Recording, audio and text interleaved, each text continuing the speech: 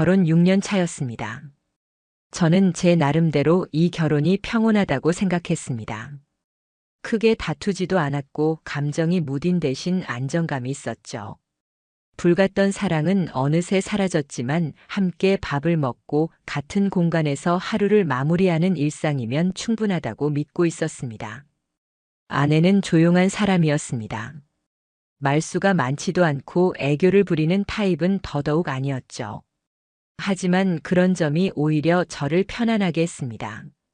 과한 감정 표현 없이도 서로의 존재를 느끼는 관계, 그것만으로도 괜찮다고 생각했습니다. 저는 매일 아침 7시에 출근해 밤 8시가 되어야 퇴근하는 직장인이었습니다. 반면 아내는 집에서 콘텐츠 번역 일을 하고 있었기에 하루 대부분을 집 안에서 보냈죠. 그 조용한 공간을 채우는 건 그녀의 손끝에서 나오는 단어들 뿐이었고, 저는 그런 아내를 늘 성실하다고 생각했습니다. 그 평범했던 일상이 어느 주말 오후부터 조금씩 흔들리기 시작했습니다. 그날 거실 소파에 앉아있던 아내가 핸드폰을 뒤집어 놓고 무언가를 듣고 있는 모습이 눈에 띄었습니다. 처음엔 별 생각 없이 물었습니다. 뭐 듣고 있어? 그녀는 짧게 웃으며 대답했습니다. 요즘 팟캐스트 들어. 사람 사는 이야기 같은 거. 처음엔 이해했습니다. 번역 일을 하면서 스트레스를 받으니 누군가의 이야기를 듣는 게 위안이 될 수 있다고 생각했습니다. 저 역시 야구 하이라이트 영상을 보며 하루를 정리하곤 했으니까요. 그래서 가볍게 넘겼습니다. 그래. 듣고 싶은 거 들어. 요즘 많이 피곤했잖아. 하지만 그 팟캐스트는 뭔가 달랐습니다. 하루 한두 번 듣던 아내는 점점 그 빈도를 늘려갔고 나중엔 식사 중에도 샤워 중에도 이어폰을 꽂고 있었습니다. 그 무언가에 깊이 빠져 있다는 느낌이 들었습니다. 제가 말을 걸어도 건성으로 대답하거나 아예 듣지 못한 척 넘어갈 때가 많아졌습니다. 그러던 어느 날 아내가 실수로 거실 블루투스 스피커에 연결된 채로 재생을 켠 일이 있었습니다. 그때 처음 그 남자의 목소리를 들었습니다. 낮게 깔린 목소리. 무심한 듯 따뜻한 어조. 그리고 무엇보다도 특정한 한 사람에게 속삭이는 듯한 말투. 그건 단순한 방송이 아니라 누군가에게 보내는 편지 같았습니다. 그 사람은 오늘도 퇴근하고 나면 소파에 쓰러지듯 앉아 숨만 쉴 거예요. 일하느라 고생했단 말 한마디 없이 그냥 조용히 피곤하다고 생각하겠죠. 그걸 지켜보는 나는 지쳐요. 진심으로. 그 말을 듣는 순간 등줄기에 서늘함이 느껴졌습니다. 너무 익숙했습니다. 퇴근 후 소파에 눕는 건 저였고 그 모습을 바라보는 건 아내였습니다. 그저 우연일 수 있겠다고 애써 넘겼지만 이상하다는 감정은 지워지지 않았습니다. 며칠 후 아내는 외출을 했습니다. 클라이언트랑 대면 미팅이 있어서 잠깐 나갔다 올게. 그녀의 말에 의심은 없었습니다. 번역 일을 하다 보면 직접 만나는 일도 있었고 평소에도 종종 외출하곤 했으니까요. 그런데 그날 저녁 돌아온 아내의 모습이 조금 달랐습니다. 익숙하지 않은 향수 냄새, 깔끔하게 정리된 머리카락, 평소보다 섬세하게 그려진 메이크업. 작은 변화였지만 묘하게 마음에 걸렸습니다. 단순한 미팅치고는 지나치게 신경 쓴 느낌이 들었죠. 그날 밤 아내가 샤워를 하러 간 사이 소파 위에 놓인 그녀의 핸드폰에 팟캐스트 알람이 떴습니다. 별다른 의도는 없었습니다. 순간적인 궁금증에 알람을 눌러 재생 버튼을 터치했습니다. 그리고 그 남자의 목소리가 다시 흘러나왔습니다. 익숙했습니다. 어디선가 분명히 본 사람 같았습니다. 에피소드 설명란에 적힌 인스타그램 링크를 눌러봤습니다. 그리고 거기서 그의 얼굴을 확인했습니다. 그 남자. 2달 전 아내가 클라이언트라며 저와의 약속을 미루고 만난 사람. 제가 멀찍이서 아내가 차에 타는 모습을 본 적이 있었습니다. 조수석에 타기 전 아내는 그와 가볍게 웃으며 인사를 나누고 있었죠. 그 장면이 머릿속에 또렷이 남아 있었고 지금 그 남자의 얼굴과 정확히 겹쳤습니다. 그 사람이 만든 방송을 아내는 하루도 빠짐없이 듣고 있었던 겁니다. 그것도 단순한 팬처럼이 아니라 마치 누군가의 하루를 기다리듯이. 그날 이후 저는 아내의 행동을 유심히 지켜보기 시작했습니다. 그녀는 여전히 방송을 들으며 웃었고 어떤 날은 방송이 끝나자마자 휴대폰을 들고 누군가에게 메시지를 보내는 모습도 보였습니다. 그 표정에는 분명히 미소가 있었고 저는 그 미소가 더 이상 제게서 비롯된 것이 아님을 깨달았습니다. 주말 저녁 저는 맥주 한 캔을 들고 거실에 앉아 있었습니다. 아내는 이미 잠든 줄 알았고 안방은 불이 꺼져 있었죠. 그런데 새벽 1시가 가까워질 무렵 안방 문틈으로 희미한 불빛이 새어나왔습니다. 조심스레 다가가 문틈을 들여다봤습니다. 아내는 침대에 앉아 이어폰을 꽂고 휴대폰 화면을 바라보고 있었습니다. 그 화면엔 생방송 중인 그 남자의 얼굴이 있었고 실시간 채팅창에 아내의 닉네임이 보였습니다. 오늘 그 멘트 듣고 정말 눈물이 났어요. 마음이 따뜻해졌어요. 그 남자는 아내의 닉네임을 언급하며 답했습니다. 아, 땡땡님. 항상 고마워요. 댓글 덕분에 저도 힘나요. 그 장면을 보는 순간 몸이 얼어붙었습니다. 이건 단순한 팬과 방송인의 관계가 아니었습니다. 그들 사이에는 저만 모르는 친밀함이 존재하고 있었습니다. 그것이 육체적인 관계인지는 알 수 없었습니다. 하지만 감정은 이미 너무 깊이 얽혀 있었죠. 무언가 돌이킬 수 없는 지점이 다가오고 있다는 걸 저는 느꼈습니다. 그리고 그 예감은 결코 틀리지 않았습니다. 그날 새벽 아내의 닉네임을 불러준 그 남자의 목소리가 귓가에 맴돌았습니다. 저는 꼼짝도 할 수 없었습니다. 침대 위에서 휴대폰을 보고 있는 아내의 표정, 그 눈빛, 그리고 채팅창을 따라 움직이는 그녀의 손가락, 그 모든 장면이 고스란히 각인되어 버렸습니다. 그 이후로 저는 단 하루도 제대로 잠을 잘 수 없었습니다. 머릿속은 그 남자의 목소리로 가득했고 아내가 핸드폰을 꺼내 들기만 해도 가슴이 조여들었습니다. 질투라고 하기엔 그 감정은 너무 복잡했습니다. 분노와 배신 그리고 말할 수 없는 자괴감. 하지만 저는 애써 이 감정을 오해라고 여기고 싶었습니다. 그렇게 믿는 편이 훨씬 덜 아팠으니까요. 아내가 외로웠을 수 있다고 단지 위로받고 싶었던 것뿐이라고 아직 선을 넘은 건 아닐 거라고 스스로를 다독이려 애썼습니다. 그러나 현실은 그런 제 착각을 무참히 짓밟았습니다. 며칠 뒤부터 아내는 눈에 띄게 변해갔습니다. 제가 퇴근해 집에 들어서면 거실에 불은 꺼져 있었고 따뜻한 국이나 밥 냄새는 더 이상 나지 않았습니다. 대신 침실 커튼은 꼭 닫혀 있었고 아내는 이어폰을 낀 채 노트북 앞에 앉아 있었습니다. 제가 왜 이렇게 어두워? 라고 물으면 고개를 끄덕일 뿐 대답조차 하지 않았습니다. 아, 이 집이 이젠 나를 반기지 않는구나. 그 생각이 들었을 때 제 존재가 이 공간에서 얼마나 투명해졌는지 절감했습니다. 제가 하루 종일 회사에서 지쳐 돌아와도 아내는 더 이상 저를 기다리지 않았습니다. 아니, 아예 신경조차 쓰지 않는다는 느낌이었습니다. 그러던 어느 날 퇴근길에 문득 아내에게 문자를 보냈습니다. 오늘 저녁 같이 먹을래? 하지만 답은 오지 않았습니다. 전화를 걸어도 받지 않았고 집에 도착했을 때 아내는 없었습니다. 그 순간 알 수 없는 불안감이 밀려왔습니다. 그녀는 어디에 있는 걸까? 누구와 함께 있는 걸까? 사람은 이상하게 감정이 앞설 때 논리라는 걸 만들어내더군요. 저는 스스로를 설득했습니다. 친구를 만난 거겠지. 바람 쐬고 싶었겠지. 괜한 걱정이야. 그렇게 생각하면서도 한편으로는 그녀의 에코백을 떠올렸습니다. 출근할 때나 외출할 때 늘 들고 다니는 그 가방. 저는 서랍 속에 넣어두었던 작은 블루투스 트래커를 꺼내 들었습니다. 사실 이건 반려동물 위치 확인용으로 산 것이었지만 사용하지 않고 방치돼 있었죠. 그 순간 저는 그걸 아내의 가방 속에 몰래 넣었습니다. 그리고 그날 밤 아내는 말했습니다. 잠깐 나갔다 올게. 바람도 쐴 겸.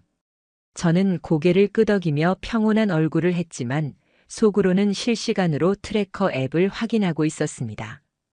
그녀의 움직임을 손안에서 따라가고 있다는 사실에 왠지 모르게 허탈한 기분이 들었습니다. 30분쯤 지났을 때 아내의 위치가 멈췄습니다. 지도상으로는 조용한 주택가 한복판이었고 그곳엔 작은 녹음실이 있었습니다. 익숙한 이름. 바로 그 남자가 운영하는 팟캐스트 스튜디오였습니다. 그 순간 모든 게 연결됐습니다.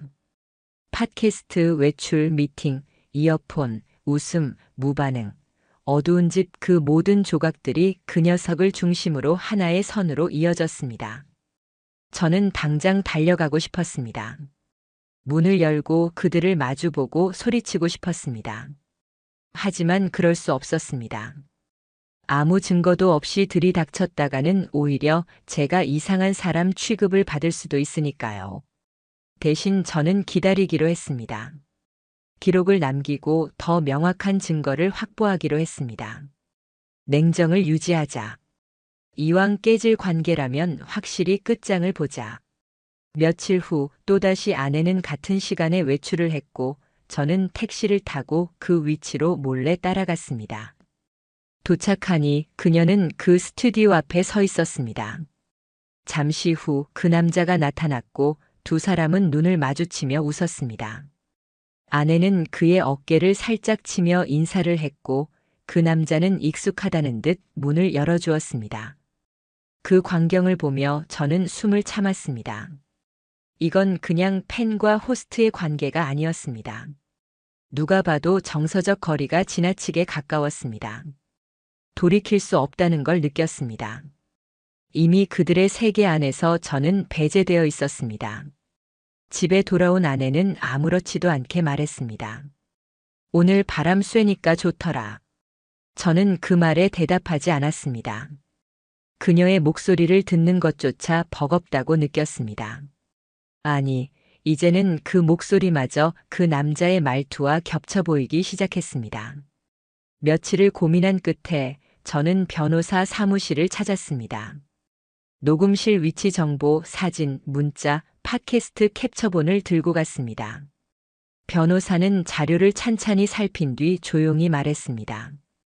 이건 정서적 외도의 수준을 넘었습니다. 반복성, 장소, 표현 방식까지 종합하면 명백한 불륜입니다. 그 말을 듣는 순간 저는 눈앞이 아득해졌습니다. 결혼 생활이 무너지는 건 단순한 상상이 아니었습니다. 이건 현실이었고 이제부터는 법의 언어로 말해야 할 시간이었습니다. 하지만 저는 곧 결심했습니다. 감정으로 끝낼 수는 없다. 증거가 전부인 싸움이라면 철저히 수집하자. 그리고 이 모든 진실을 아내의 눈앞에 펼쳐 보이자. 그녀가 부정할 수 없도록. 그날 이후로 저는 매일 밤 조용히 그녀의 휴대폰을 살폈습니다. 아내는 여전히 비밀번호 없이 핸드폰을 두었고 그건 저에 대한 신뢰인지 아니면 무신경함인지 모를 일이었습니다. 메신저, 메모장, 사진첩, 심지어 브라우저 히스토리까지 확인했지만 처음엔 별다른 단서는 보이지 않았습니다. 하지만 오픈 채팅방 탭을 발견한 순간 모든 게 달라졌습니다. 방 이름은 그 팟캐스트 이름과 동일했습니다. 열어보니 그 안은 두 사람의 말로 가득 차 있었습니다. 오늘 그 장면 우리 얘기였지? 그 사람이랑 밥 먹을 때 내가 했던 멘트 그대로였잖아. 오늘도 모른 척 잘 넘어갔어. 바보 같지? 제 존재는 그 방 안에서 조롱의 대상이었습니다.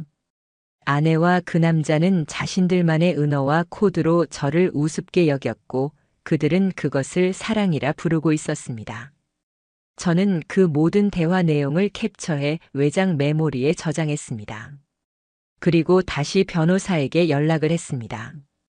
이 관계의 실체를 더는 감정으로 설명할 수 없었습니다.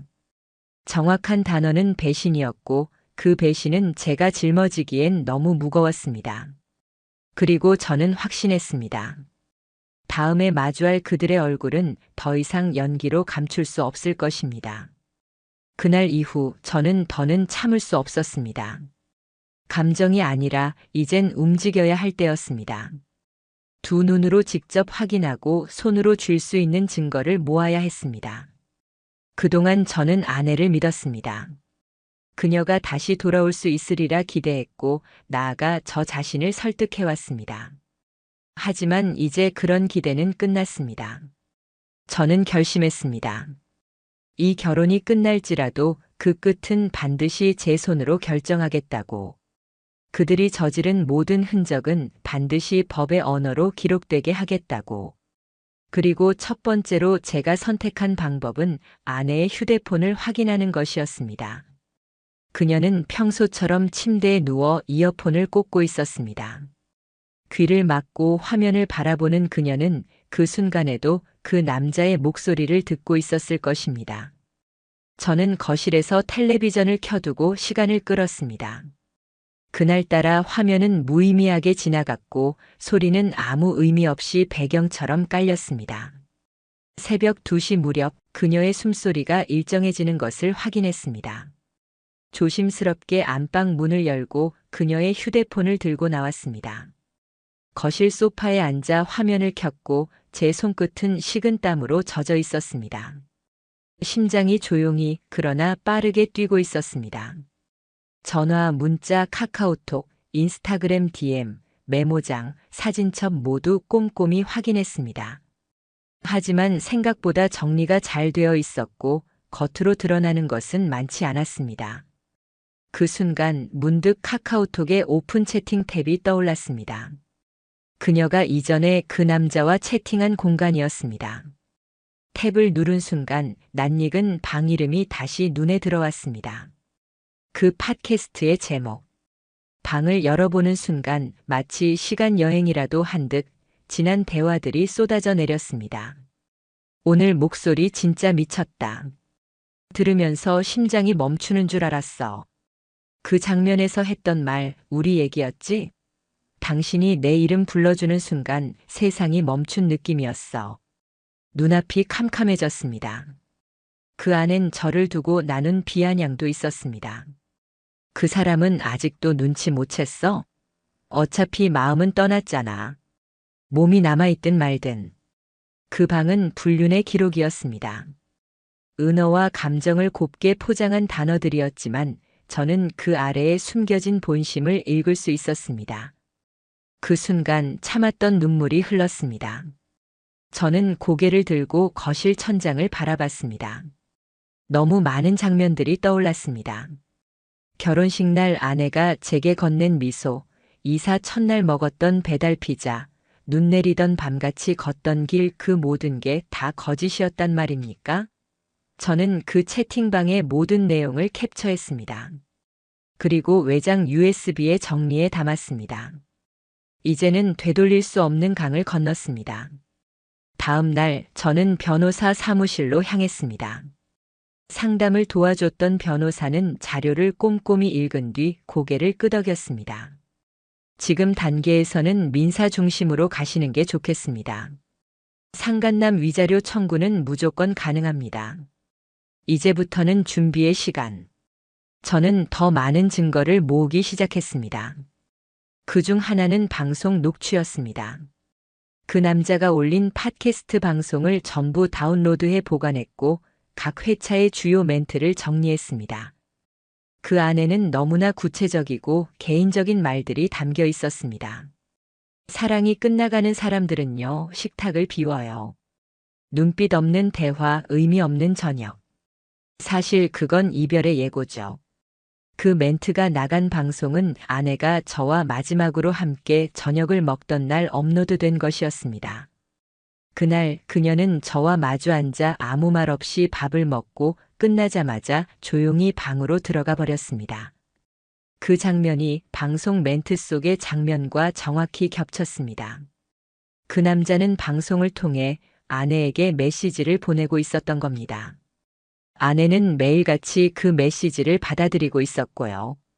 며칠 후 택배 하나가 도착했습니다. 아내가 주문한 소형 마이크, 고정 거치대, 그리고 스튜디오 녹음 가이드북이 들어 있었습니다. 순간적으로 등골이 서늘해졌습니다. 이제는 단순히 듣는 걸 넘어 그녀가 그 방송에 출연하려 하고 있다는 걸 직감했습니다. 저는 마지막 단서를 찾기 위해 결심했습니다.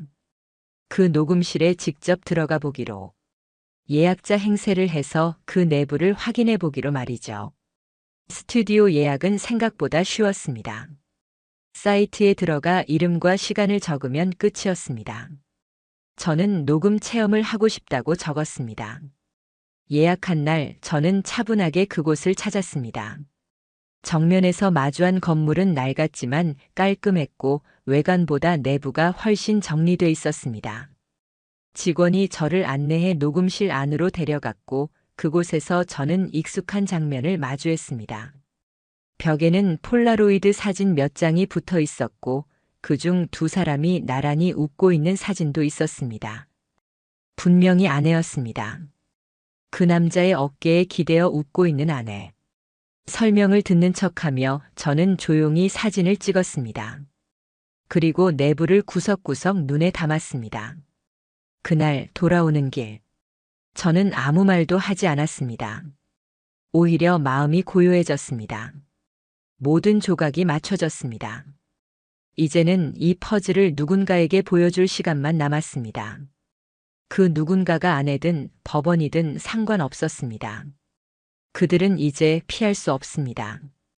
제가 모은 증거는 말보다 강했고 거짓보다 단단했습니다. 곧 그들을 정면으로 마주할 날이 올 것입니다. 그리고 그날 저는 그 누구보다 차분한 얼굴로 앉아 있을 것입니다. 그날을 기다리며 저는 하나씩 준비를 마쳐갔습니다. 소송을 시작하기로 결심한 날 밤 저는 아주 이상하게도 마음이 가벼웠습니다. 누구에게도 연기하지 않아도 된다는 게 이렇게 편안한 일이었는지 그제야 알았습니다.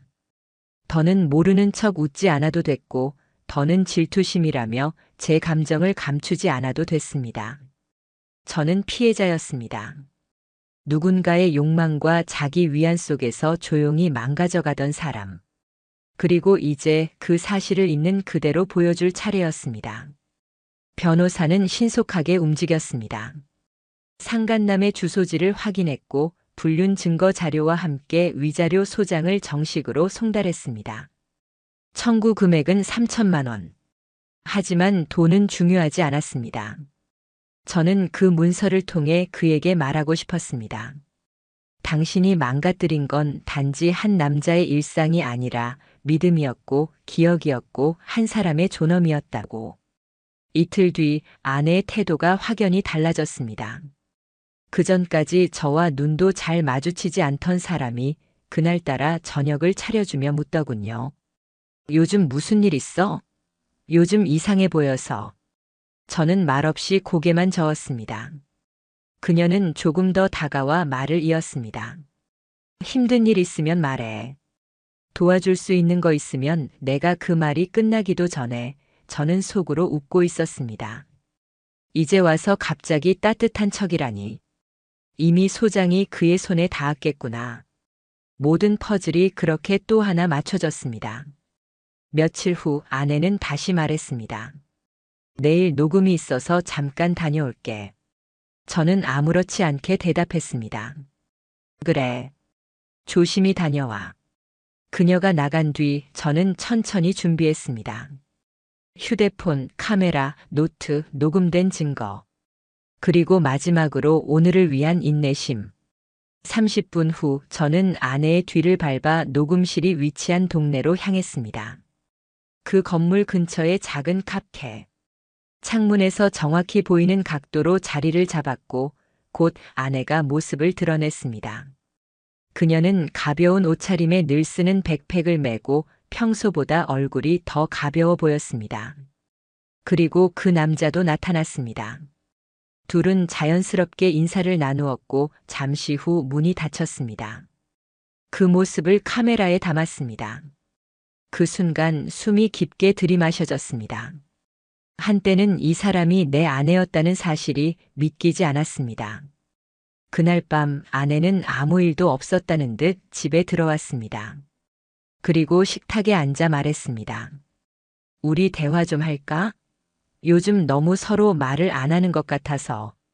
저는 고개를 끄덕였습니다. 그리고 말했습니다. 그래. 그럼 솔직하게 얘기해보자. 그녀는 살짝 당황한 듯 고개를 들었습니다. 그 시선을 피하지 않고 저는 하나씩 책상 위에 올려놨습니다.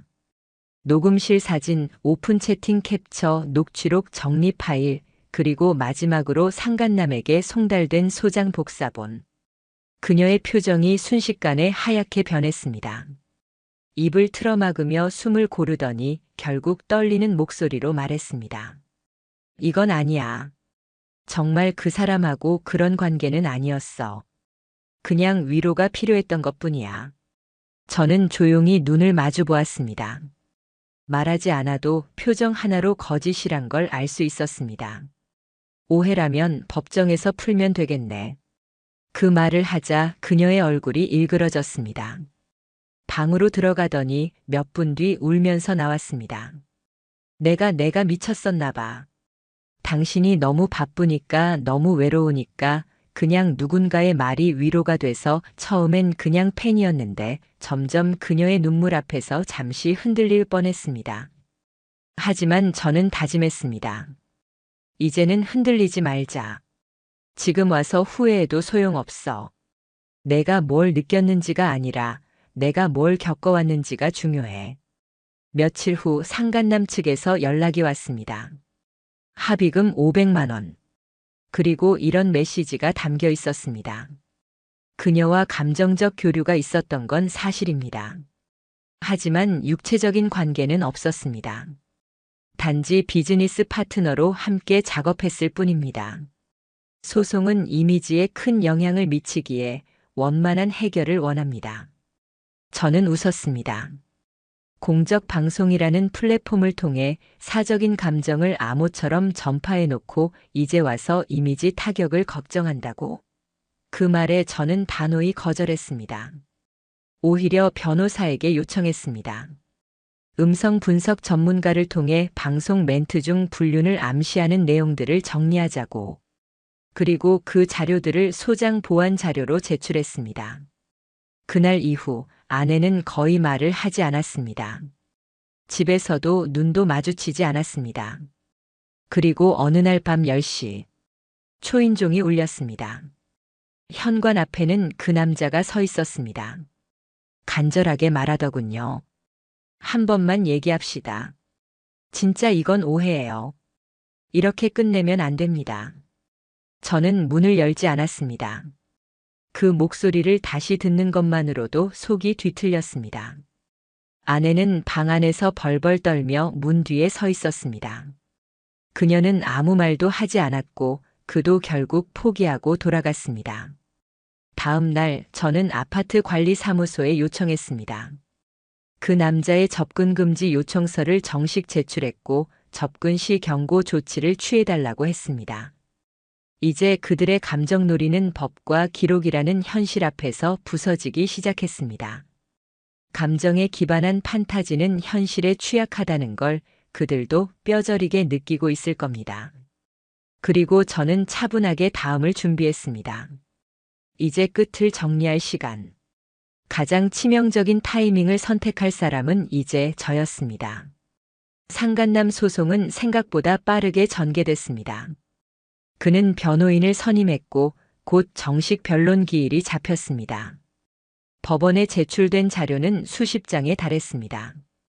그 안엔 제가 수집한 팟캐스트 방송 녹취록, 오픈 채팅 대화 캡처, 녹음실 출입 CCTV, 그리고 그들이 주고받은 특정 방송 멘트와 당일자 메시지 기록이 나란히 정리되어 있었습니다. 재판이 시작되던 날 저는 차분하게 법정에 앉았습니다. 머릿속은 고요했습니다. 가슴 한편에 남아있던 울분은 이미 정리된 채 이제는 그저 기록의 시간을 기다리고 있었습니다. 그 남자는 나타났습니다. 정장을 입고 고개를 숙이며 들어온 그의 얼굴은 초췌해 보였습니다. 그의 변호인은 이 사건은 명백한 사적 감정의 과장일 뿐 실제 혼인 파탄에 이르렀다고 보기는 어렵다고 주장했습니다. 하지만 제 변호사는 준비된 자료를 하나씩 제시했습니다. 첫 번째 증거는 방송 멘트와 사적 대화의 연결성이었습니다. 그녀는 항상 눈으로 말합니다. 남편은 그 눈을 읽지 못했겠죠. 하지만 저는 느낄 수 있었어요. 이 멘트가 포함된 에피소드의 방송 날짜는 그 남자가 아내와 나란히 녹음실을 출입한 날과 동일했습니다. 다음 증거는 오픈 채팅 속 메시지였습니다. 오늘 그 말 방송에서 그대로 해줘서 고마워. 그 장면 완전 우리 얘기였어. 그는 말했습니다. 모든 표현은 창작적 각색이며 특정인을 지칭한 것이 아닙니다. 그러나 판사는 물었습니다. 창작이라면 왜 대화와 방송 내용이 이토록 정확하게 일치하나? 그는 더 이상 답하지 못했습니다. 재판은 그렇게 흘렀습니다. 자료 위에 자료가 쌓였고 그의 침묵은 책임으로 바뀌었습니다. 재판부는 명확하게 말했습니다. 상간남은 혼인 관계가 유지 중인 여성과 정서적으로 과도하게 얽힌 관계를 지속하였고 그 감정을 방송이라는 공공 매체를 통해 암시적으로 노출시켜 원고의 정신적 고통을 가중시켰습니다. 판결 상간남은 피고에게 위자료 2,500만 원을 지급할 것. 청구액보다 약간 낮았지만 그보다 더 큰 건 판결문에 새겨진 문장이었습니다. 그것이 그의 사회적 낙인이 될 거란 걸 저는 알고 있었습니다. 며칠 후 그의 팟캐스트 채널은 비공개로 전환됐습니다. 수백 개의 에피소드는 모두 내려졌고 소셜 계정은 삭제됐습니다. 그가 운영하던 유튜브 댓글엔 이런 말들이 남겨졌습니다. 불륜 방송 잘 들었습니다. 마이크로 도덕을 팔던 사람이었네. 그 목소리 이젠 들으면 토할 것 같아요. 이미 세상은 알게 됐습니다. 그가 한 짓을 그리고 어떤 결과를 맞이했는지를요. 누군가는 말하더군요. 지방으로 내려갔다더라. 라디오 스태프로라도 취직해보려고. 하지만 전 더 이상 관심이 없었습니다. 어디서 뭘 하든 그의 이름은 이제 영원히 한 줄 낙인처럼 남을 테니까요. 이제 아내와의 일이 남아 있었습니다. 판결 며칠 후 그녀는 조용히 제게 다가와 무릎을 꿇었습니다. 잘못했어. 제발 한 번만 기회를 줘. 정말 미쳤었나 봐. 그 말에 저는 아무런 감정도 느끼지 못했습니다. 눈물도 떨림도 동정도 없었습니다. 너는 내 감정을 한 번이라도 물어본 적 있어? 내가 얼마나 참았는지 알아? 그녀는 말했습니다. 당신은 날 이해하지 않았어. 당신은 늘 일에만 빠져 있었고 나는 점점 사라지고 있었어. 그 사람은 나를 존재처럼 대해줬어. 그 말을 듣는 순간 저는 확신했습니다. 그녀는 후회하는 게 아니라 들통난 걸 두려워하는 중이라는 걸요. 저는 이혼 서류를 꺼내 들었습니다. 그녀는 아무 말 없이 한참을 바라보았습니다. 그리고 결국 서명했습니다. 짐을 싸서 나가는 그녀는 말했습니다. 나는 진심이었어. 너한테 미안해. 하지만 그 말은 아무 의미도 없었습니다. 이미 모든 진심은 깨졌고 그 조각들은 되돌릴 수 없었으니까요. 그렇게 그녀는 떠났습니다. 남은 건 저 혼자였습니다. 몇 달 후 저는 완전히 새로운 동네로 이사했습니다. 직장도 바꿨고 모든 물건과 습관도 정리했습니다. 무엇보다도 제 삶에서 거짓과 위선, 그리고 기억의 잔재는 하나도 남기지 않았습니다. 어느 날 포털 실시간 검색어에 익숙한 이름이 떠올랐습니다. 한때 불륜 논란에 휘말렸던 전직 진행자 A씨, 방송 복귀 시도 중 그 뉴스의 댓글창엔 또 이런 말이 가득했습니다. 복귀? 아직도 목소리로 장난칠 자격 있다고 생각하나? 그 목소리 들으면 피곤해져요. 이제는. 그걸 보며 저는 조용히 웃었습니다. 그들은 지금 자기가 뿌린 씨를 수확하고 있는 중이니까요. 저는요, 이제 팟캐스트를 켜지도 않습니다. TV 소리도 줄였습니다. 어쩌면 이 조용한 집이 가장 큰 위로인지도 모르겠습니다. 그리고 저는 매일 스스로 다짐합니다. 다신 나 자신을 버리면서까지 누군가를 지키지 않겠다. 이제 제 삶의 중심엔 오직 나만 있습니다.